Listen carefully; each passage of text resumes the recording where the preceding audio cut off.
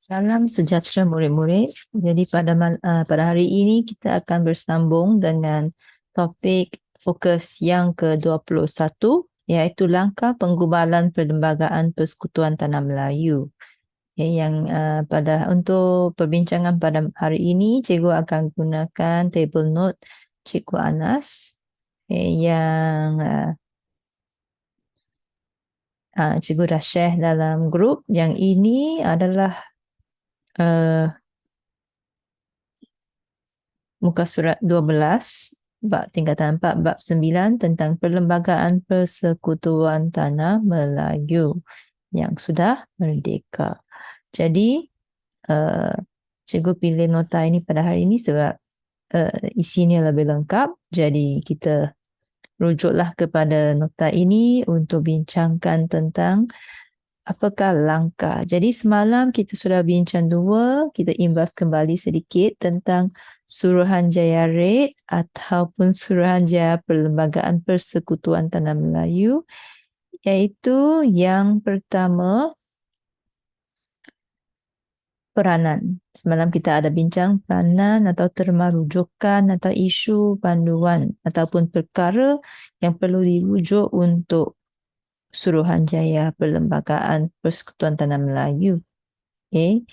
Di mana antaranya kita cuba fikir kembali apakah peranan utama mereka. Mereka masih memeriksa aturan perlembagaan dan mereka mesti melindungi kedudukan raja-raja Melayu. Okay.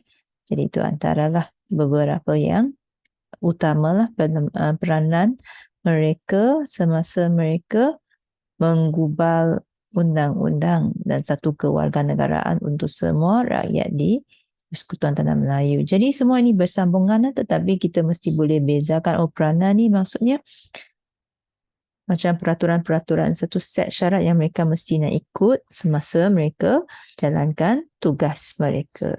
Yang kedua, bila ditanya tentang tugas ataupun bagaimanakah mereka melaksanakan tugas mereka.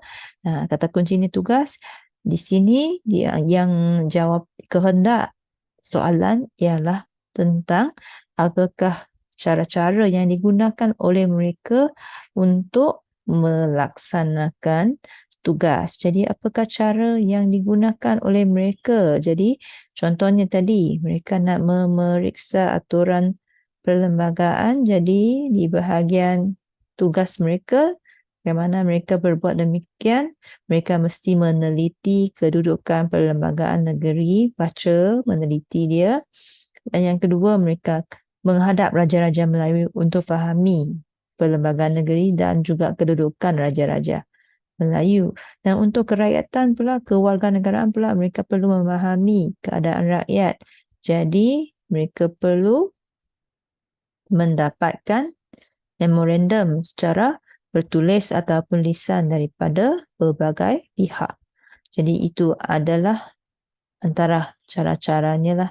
Dan kemudian kita tahu mereka juga mengadakan persidangan. Mereka perlu bincang berapa kali? 118 kali mereka berjumpa, bincang sehingga mereka boleh buat apa? Mereka boleh kaji, lapor dan cadangkan apa yang perlu ada dalam Perlembagaan Persekutuan Tanah Melayu. Itu ialah tugas. Okay, yang hari ini kita sambung dengan langkah. Di sini jangan keliru tahu. Tugas tu bagaimana? Langkah pun biasanya kita kaitkan di sini. Mengapa kata keliru? Sebab biasanya dalam soalan kebat pun cikgu selalu duk ajar langkah ialah bagaimanakah. Tapi di sini dia bahagi kepada dua. Jangan confuse bagaimanakah tu. Tadi tu yang cikgu ceritakan. Sekarang langkah ni yang dimaksudkan ialah seluruh carta alir, seluruh kronologi dia. Ingatlah, di sini mungkin cikgu tambah satu lagi perkataan ialah kronologi dia. Okay? Yang semalam yang kita belajar tu, tugas tu gerak kerja dia, lebih kepada cara dia menjalankan tugas. Okay? Meminta cadangan secara bertulis, menerima memorandum berbagai pihak. Okay, ini secara umumnya apa cara yang dia digunakan, tapi di sini untuk langkah dia sebenarnya adalah satu proses. Dia lebih kepada bila nampak langkah di dalam soalan berkaitan dengan Suruhanjaya Perlembagaan Persekutuan Tanah Melayu, dia ialah sebenarnya sedang tanya kamu proses bagaimana digubalnya. Yang ini dia mungkin ini dia juga boleh tulis langkah tau. Jadi jangan confuse, mungkin dia tulis apakah langkah mereka jalankan tugas. Jadi masih tugas kata kunci dia. Tapi sekiranya dia tanya apakah langkah penggubalan. Kata kunci dia satu lagi adalah penggubalan. Penggubalan sebenarnya tadi dia tugas dia. Tugas dia untuk merangka perlembagaan. Tapi ini langkah penggubalan maksudnya betul-betul seluruh proses dari A sampai Z, apakah satu persatu, apakah A, apakah B, apakah C sampai Z kena susun sehingga dia habis tulis seluruh perlembagaan penggubalan tu dia habis tulis habis catatkanlah semua berkaitan dengan perlembagaan. Jadi itu ialah langkah penggubalan topik kita, langkah penggubalan topik kita pada hari ini. Okay, kita sambung kepada isi dia. Isi dia di sini ada tujuh langkah. Cikgu pergi dulu kepada 7 langkah sebelum kita masuk kepada perincian dia. Okay. Nombor 1 ialah sebanyak 131 memorandum diterima. Okay, jadi ini langkah pertama lah. Bila tadi kita kata cara dia ialah menerima memorandum, langkah dia yang pertama ialah dia dah terima 131 memorandum. Itu langkah pertama. Langkah kedua, lepas terima memorandum, mereka kaji, mereka keluarkan draft perlembagaan. Maksudnya mereka tulis kali pertama. Catatkan, okey, nombor 1 perlembagaan, siapa ketua. Nombor 2, siapa rakyat. Nombor 3, apa lagi perkara lain yang penting, apakah sistem pemerintahan negara ini. Ditulislah catat dalam satu dokumen yang tebal, keluarkan draft itu. Tapi mengapa panggil draft? Sebab belum lulus lagi. Dia hanya peringkat macam kita nak tulis esei, kadang-kadang kan kita tak tulis terus dengan pen, kita buat dengan pensel. Ini murid-murid semua faham sebab semua suka tulis dengan pensel. Okay, tapi itu bukan final. Jangan itu tak boleh dihantar lagi, tak boleh tak sah lagi. Mesti tulis dengan pen SPM. Tapi ini bukan kaitan secara langsung lah. Tapi kita boleh faham sedikit lah dari segi ini.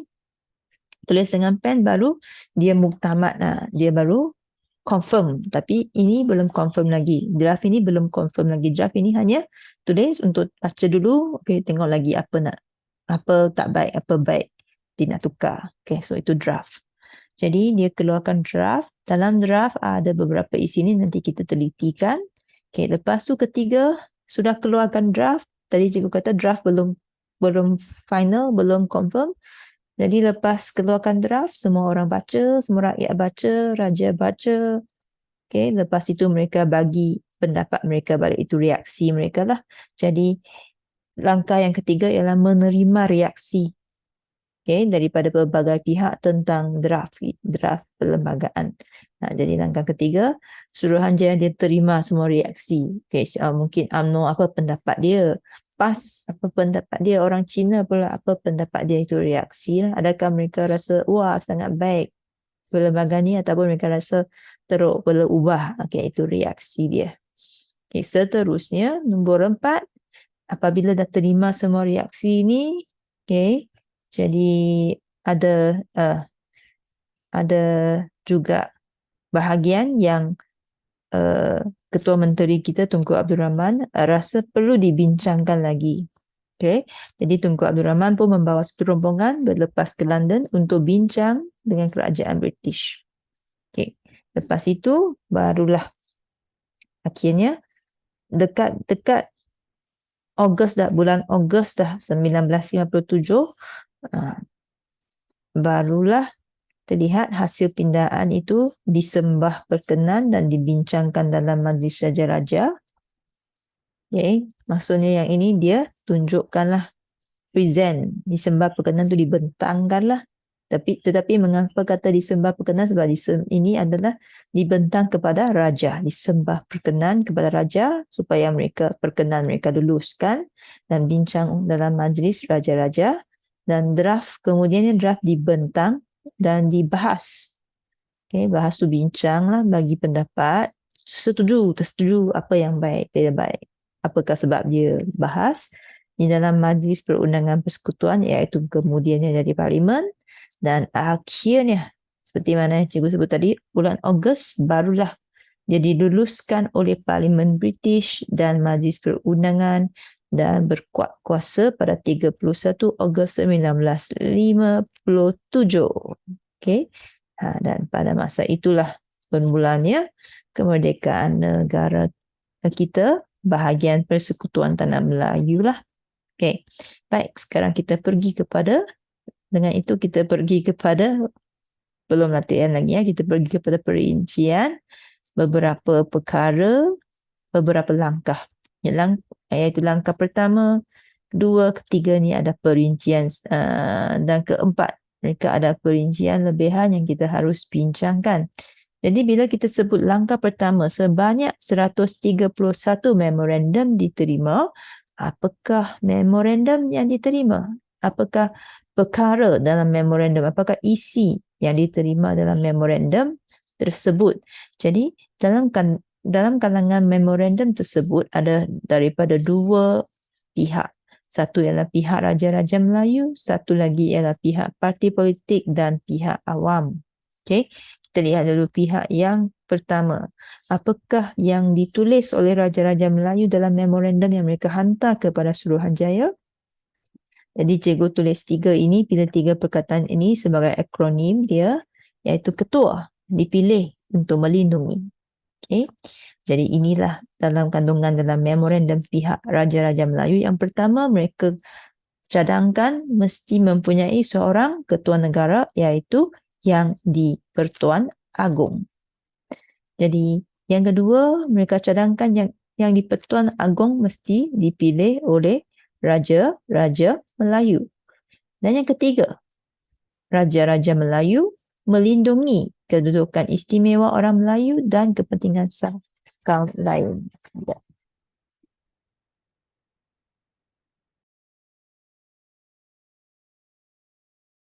Baik, kita bersambung sedikit. Tadi kita sampai ke bahagian melindungi kedudukan istimewa orang Melayu dan kepentingan sah kaum lain. Okay, jadi itulah yang dicadangkan oleh Raja-Raja Melayu. Macam kita nampak memang sangat berkaitan lah dengan peranan mereka. Jadi seterusnya kita lihat untuk rakyat pula. Okay, rakyat ini diwakili oleh parti politik dan juga pihak awam ni juga rakyat lah. Okay. Jadi mungkin pihak awam ni mungkin orang yang dia tak join dalam parti politik tetapi dia ada pandangan juga. Okay, itu pihak awam lah. Okay. Jadi kewarganegaraan. Dua perkara yang mereka minta di sini. Yang mereka dalam memorandum mereka ada dua kategori. Satu, mereka tulis tentang kewarganegaraan. Yang kedua, mereka tulis tentang bahasa dan pendidikan. Dua-dua isu yang sangat penting sehinggalah ke hari ini. Ini memang perkara yang sangat penting. Siapa yang boleh jadi warga negara? Ini menjamin keselamatan negara, menjamin kemajuan negara. Yang kedua, bahasa. Apa bahasa yang kita nak gunakan ini untuk masyarakat berbilang kaum seperti negara kita? Ini isu yang sangat dan selalu jadi fokus lah. Okay, semua. Dan pendidikan ni tak lari siapa pun, apa pun negara, berbilang kaum ke satu kaum ke, pendidikan ini adalah asas kepada pembinaan negara bangsa. Jadi sesuatu yang boleh memupuk perpaduan negara. Jadi sesuatu yang sangat penting lah. Jadi dua isu ini yang menjadi sesuatu yang dibangkitkan, dicadangkan oleh pihak parti politik dan pihak awam. Jadi parti politik ini di bawah kewarganegaraan, terdapat beberapa pihak UMNO, ini parti politik UMNO, orang Melayu, yang menolak jus soli kerana bagi mereka jus soli ini bahaya. Dia boleh menggugat kedudukan orang Melayu. Jadi kedua, Persatuan Dewan Perniagaan Cina, orang Cina lah. Orang Cina di dalam Persatuan Dewan Perniagaan Cina menggesa kewarganegaraan menerusi kelahiran. Bagi mereka jus soli sangat baik. Ini maksud dia. Kewarganegaraan menerusi kelahiran ialah jus soli. Jadi orang Cina dalam persatuan ini mereka rasa menggesa tu mereka kata, mereka push lah, mereka nak lah benda ni. Okay? Dan mereka nak dengan cepat. Dan ketiga ialah masyarakat India pula menuntut kewarganegaraan mereka diteliti. Masyarakat India minta dijaga jugalah kewarganegaraan mereka.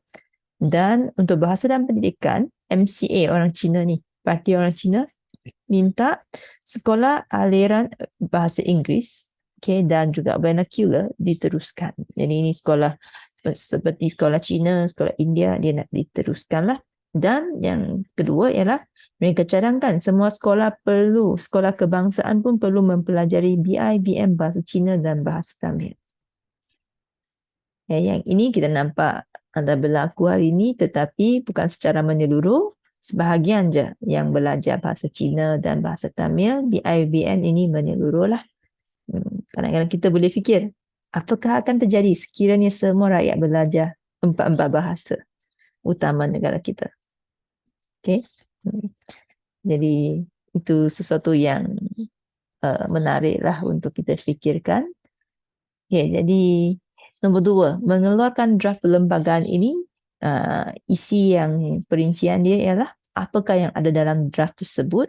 Antaranya 6 perkara ini yang tak lari daripada beberapa bidang, sama seperti ciri-ciri Persekutuan Tanah Melayu sebelum ini, PKPK. P, pentadbiran. K, kuasa raja-raja. P, perundangan.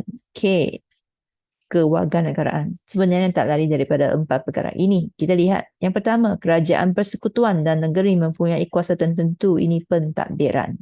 Jadi dalam PTM dia tak sebut sangat tentang yang ini, okay, tetapi di sini bila kita nak merdeka dah dan kita merdeka sebagai negara persekutuan, ditetapkan dalam draft ini pengagihan kuasa antara kerajaan persekutuan dan negeri yang lebih jelas lah. Jadi bila kita negara persekutuan, kita ada dua jenis kerajaan di dalam negara kita, iaitu kerajaan persekutuan yang berpusat di ibu negara. Jadi ataupun pada hari ini dia sudah dipindah kepada Putrajaya lah. Ini ketua kerajaan persekutuan.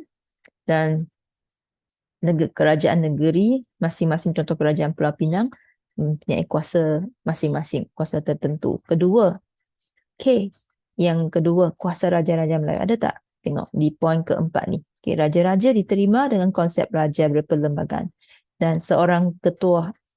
Tapi kalau kita ingat kembali, semasa ketua raja-raja, semasa dalam PTM, tak ada benda ni. Sebab mengapa masa itu raja-raja hanya ada kuasa melalui majlis raja-raja. Dia belum lagi merdeka. So, mereka hanya ada kuasa melalui majlis raja-raja untuk memberikan pandangan.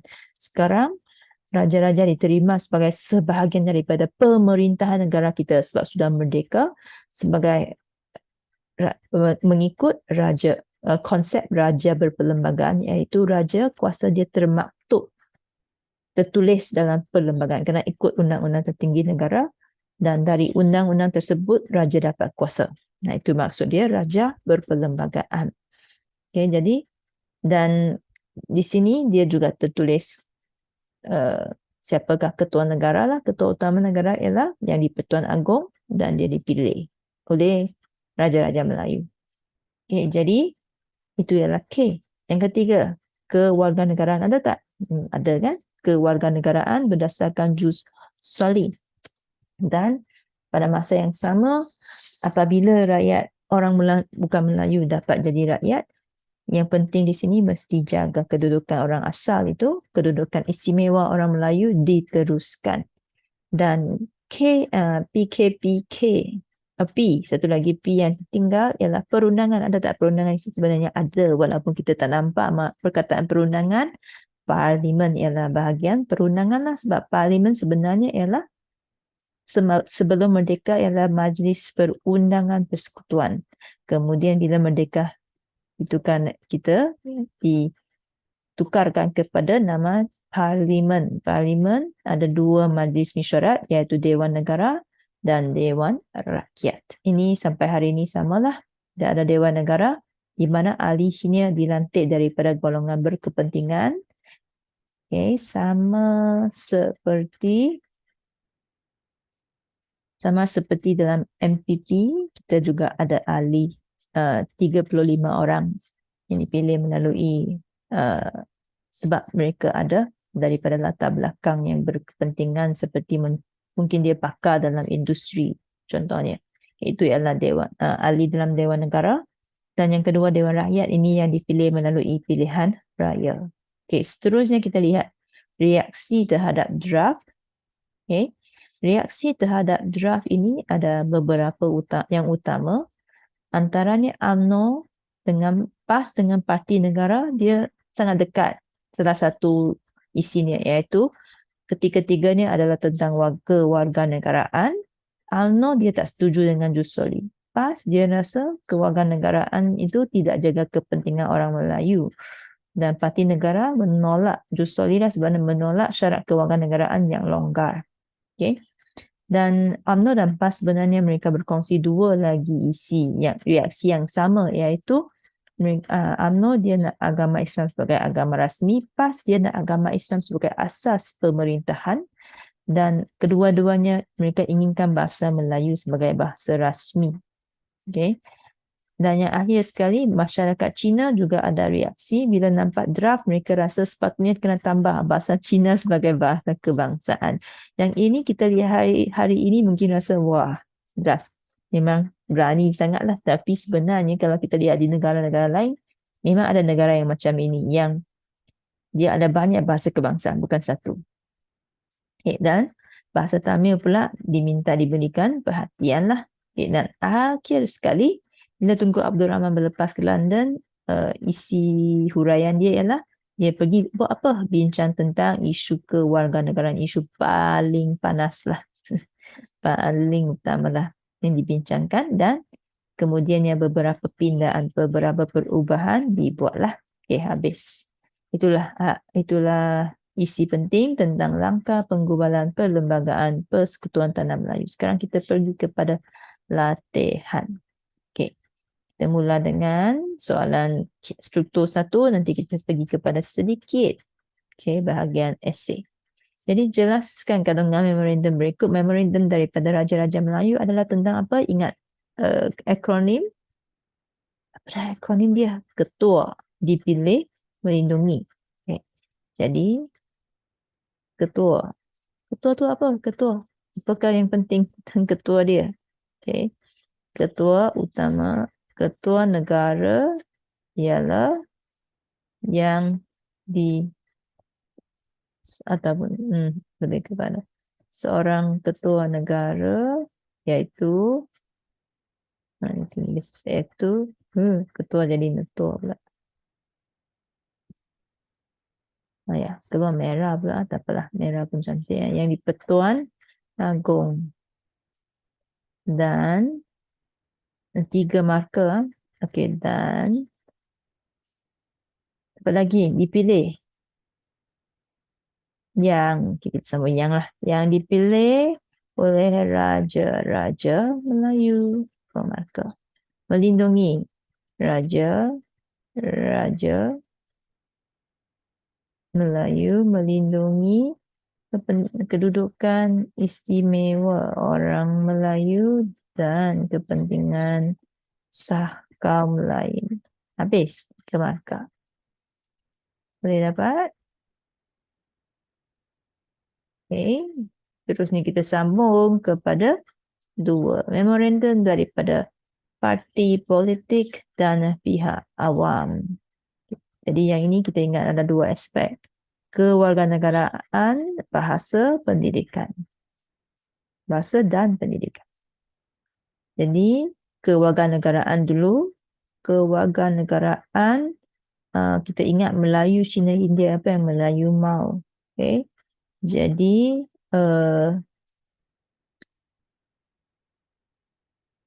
di sini Apa yang abnormal? Kita fikir kembali. Okay, apa yang abnormal? Abnormal, dia inginkan syarat kewarganegaraan yang bagaimana?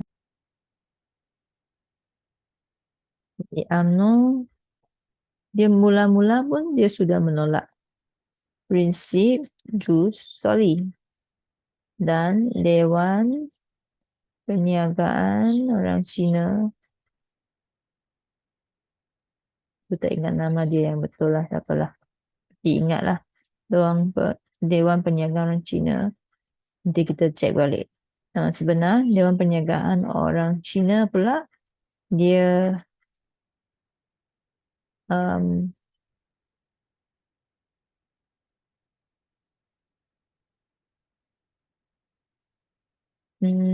dia menuntut kewarganegaraan menggesa di sini ya, menuntut. Okey, dia sebenarnya menggesa. Ingatlah, menggesa. Dia ingin dengan cepat kewarganegaraan berdasarkan kelahiran. Dia nak jusoli lah. Sebenarnya sama lah. Dia nak kewarganegaraan dia terbalik lah. UMNO tak mau, orang Cina mau. Okay, lepas itu orang India, masyarakat India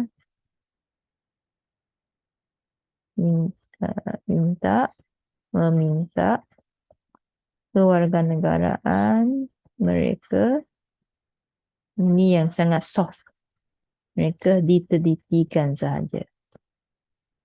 Okay. Selain itu, sebab 3 markah, betulnya kita tambah satu lagi isi. Jadi apa lagi yang kita ingat? Bahasa, pendidikan. Nah, ada satu yang memang tadi kan kita kata drastik sikit, iaitu selain itu bahasa Mandarin sebagai yang itu rasanya reaksi ya, bukan bahagian siang. Ini pun susah sikit. So, kamu kena boleh susun apakah memorandum, apakah reaksi. Okay. Cuba fikir kembali. Adakah itu memorandum ke reaksi? Rasanya itu reaksi ya. Jadi memorandum dia hanya minta mencadangkan, betul, mencadangkan bahasa sekolah, pendidikan ni, sekolah kebangsaan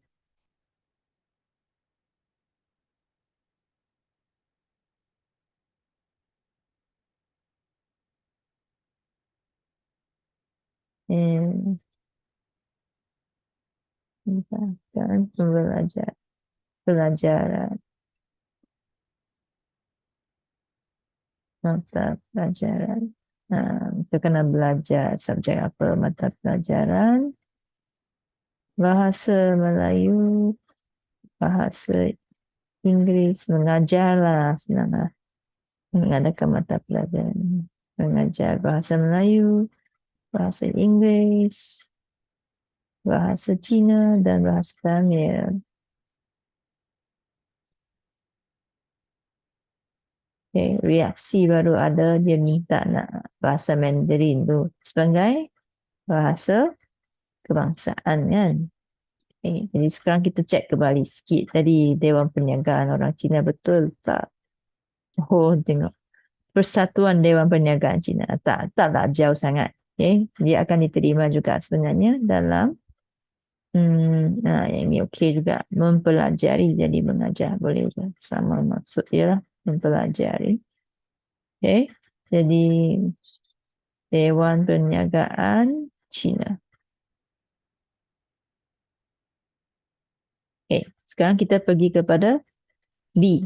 Jelaskan rasional Suruhanjaya. B ini ialah kebat. Terus kepada kebat dah sini. Jadi bukan selalunya cikgu kata soalan C ialah kebat, tetapi bukan selalunya kan. Jadi murid-murid kena tahulah B kadang-kadang kalau kita dah kita 4 markah terakhir lah di paling bawah sekali soalan tu biasanya ialah kebat lah. Okay, jadi jelaskan rasional, bukan biasa, memang mesti ialah kebat lah. Jadi sama ada B ke C, dia masih kebat. Jelaskan rasional Suruhanjaya Perlembagaan Persekutuan menerima memorandum daripada pelbagai pihak semasa merangka perlembagaan. Jadi kata kunci soalan ini ialah rational. Dan seperti mana yang kita lihat di sini, ada kata nama khas, iaitu Suruhanjaya Perlembagaan Persekutuan Tanah Melayu. Jadi untuk soalan ini adalah lebih baik kalau kita ada jawapan yang spesifik kepada perkara ini, peristiwa ini. So kita mesti fahamlah, okay? Apakah tugas mereka? Mengapakah mereka fikir macam ni? Mengapa mereka nak buat tugas untuk gunakan cara ini? Kita mesti spesifik kepada soalan dulu. Baru daripada itu kita tarik keluar, kita mungkin boleh tambah sedikit lah mana isi kibat biasa yang kita hafal, kibat kesan. Yang ini lebih kepada kibat kesan. Sebab rasional ini ialah mengapakah. Soalan boleh juga kita gantikan dengan mengapakah Suruhanjaya Perlembagaan Persekutuan Tanah Melayu menerima memorandum pelbagai pihak. Sama. So, dia sedang tanya sebab dia mengapakah mereka fikir mereka cara ini adalah baik. Okay. Jadi di sini kita mulakan dengan salin ayat soalan. Nasional Suruhanjaya Perlembagaan PTM menerima memorandum daripada pelbagai pihak. Ya, itulah. Kenapa mereka nak terima? Adalah. Susah sikit nak sambung ayat dengan ialah. Adalah untuk menjamin keadilan perlembagaan yang digubal. Hal ini kerana mengapa nak jamin keadilan? Kerana masyarakat Tanah Melayu terdiri daripada pelbagai kaum. Kan? Jadi, oleh itu, perlembagaan yang digubal mestilah dapat menjaga kepentingan semua pihak dan kaum daripada pelbagai kaum yang terlibat. Betul tak? Dia mesti menjaga. Okay. Jadi, contohnya,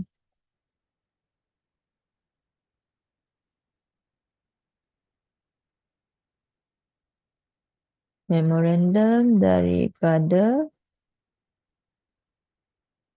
pihak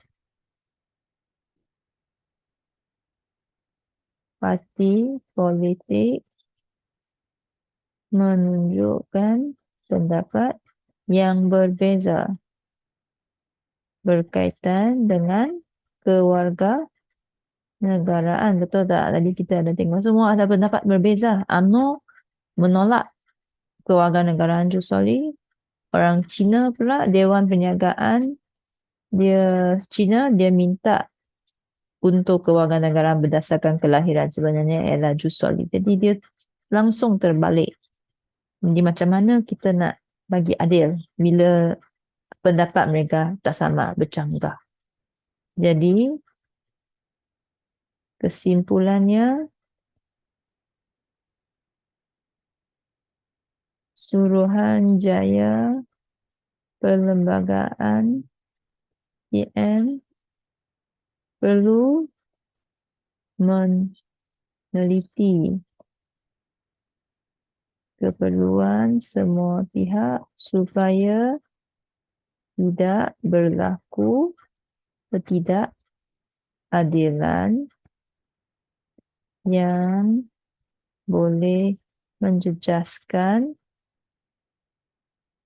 hubungan antara kaum. Betul tak? Kalau dia tak betul-betul, dia tak terima semua pihak, pendapat semua pihak dan dia hanya pentingkan orang Melayu dalam semua perkara yang digubal itu, mesti ada kaum yang tak gembira, nanti mesti bergaduh. Okay. So itu yang mereka nak elakkan lah, dan itulah sebabnya dia perlu terima memorandum semua pihak untuk pastikan hubungan antara kaum terpelihara. Jadi di sini ini cara jawab yang kita spesifik lah, kiranya yang paling elok lah untuk kita jawab soalan yang begitu spesifik. Tetapi sekiranya murid-murid rasa susah sangat, tak ada isi yang dia boleh hafal, tak boleh kait dengan apa yang dia hafal, kita juga boleh rujuk sebab kesan positif sebenarnya. Okay. Jadi contohnya, sekiranya kita lihat soalan ini, dia adalah tentang menerima memorandum. Bila kita nampak menerima ini, memorandum ini, pelbagai pihak ini, maksudnya dia lebih kepada pelbagai pihak ni, maksudnya dia lebih kepada kerjasama. Kita juga boleh tengok perpaduan. Jadi sebenarnya ini semua boleh lah. Okay. Yang ini sini adalah beberapa isi yang, bukan semualah, tapi ada beberapa yang berkaitan. Contohnya, perpaduan menjadi kukuh, supaya perpaduan menjadi kukuh, hubungan menjadi erat. Ni okey, tak ada masalah. Okay, wujud kerjasama mungkin jauh sedikit, wujud keharmonian antara kaum, wujud keharmonian, wujud keadilan tadi kan. Keadilan ni penting. Okay. Lebih kepada beberapa inilah, dan pembangunan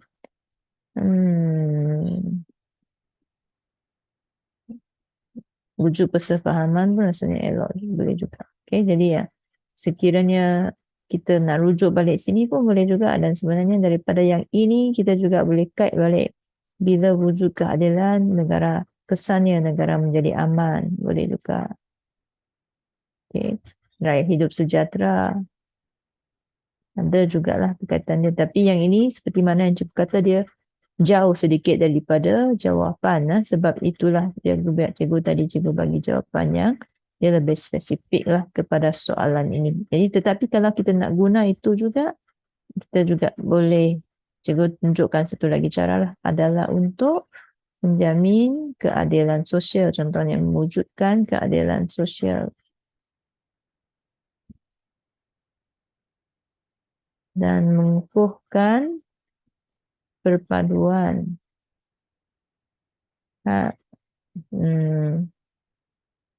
Jadi yang ini mungkin hal ini dapat menjadikan, mewujudkan keharmonian, dan terbalik kepada Turki, tengok apa lagi yang sesuai, dan mengeratkan hubungan.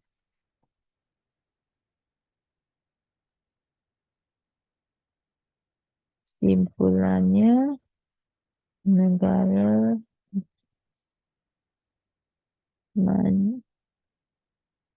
dan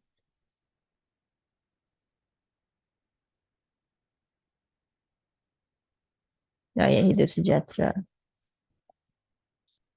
Yang ini ada kemungkinan lah dia boleh dapat markah penuh juga, tapi seperti mana yang cikgu cakap tadi, dia sebenarnya taklah begitu tepat kepada kehendak soalan. Dia lebih kepada isi dia ada kaitan, tapi ni dalam bahagian kelabu lah kita cakap, dia taklah 100% berkaitan, tapi bolehlah ada kaitan. Contohnya mewujud keadilan, betul dia keadil kan, dia sebab dia terima idea semua pihak, dan bila ada adil, perpaduan tu senang untuk diwujudkan. Okay, mungkin di sini mengukuhkan dia kurang sesuai, mewujudkan, mewujudkan tu pun membentuk perpaduan kaum. Sebab pada peringkat ini mungkin perpaduan taklah begitu nampak lagi, mewujudkan perpaduan kaum, membentuk perpaduan kaum. Hal ini dapat mewujudkan keharmonian. Bolehlah dia lebih harmoni sebab semua pihak pendapat mereka diterima. Eratkan hubungan antara kaum, okey, boleh negara. Jadi bila wujud hubungan erat, mesti negara aman, rakyat hidup sejahtera. So betul lah. Ini pun boleh diterima. Tapi dia terpulang kepada pemeriksa nanti nak beri markah tu berapa, sebab dia lebih kepada pendapat masing-masing, nak terima tak mau terima jawapan tersebut sebab dia jauh daripada soalan. Okay, seterusnya dia jauh sedikit lah, tapi memang ada kaitan. Okay. Dan seterusnya kita pergi kepada satu soalan esei. Jelaskan langkah-langkah penggubalan perlembagaan Persekutuan Tanah Melayu yang merdeka. Okay, jadi yang ini tak ada ruangan di bawah, cikgu jawab di atas sini, ruangan yang kosong. Jadi langkah 4A ya.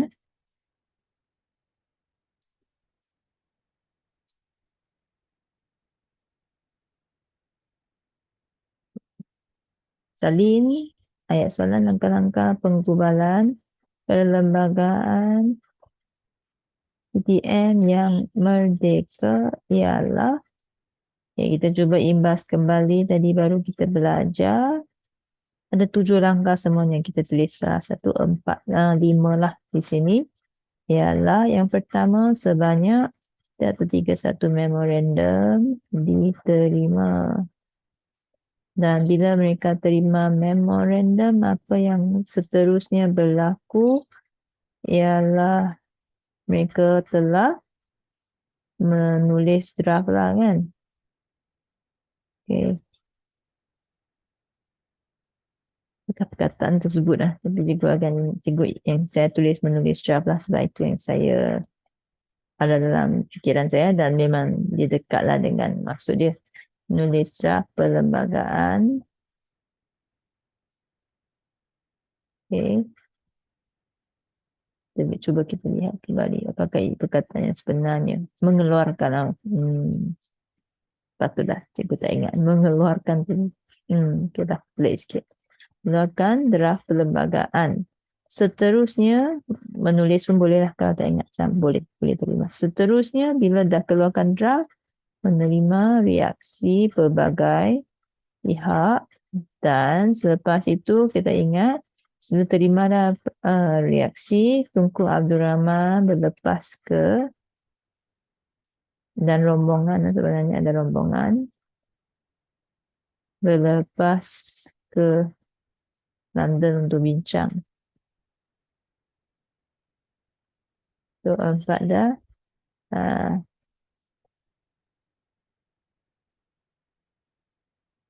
Belum akhir sebenarnya. Jadi, kemudian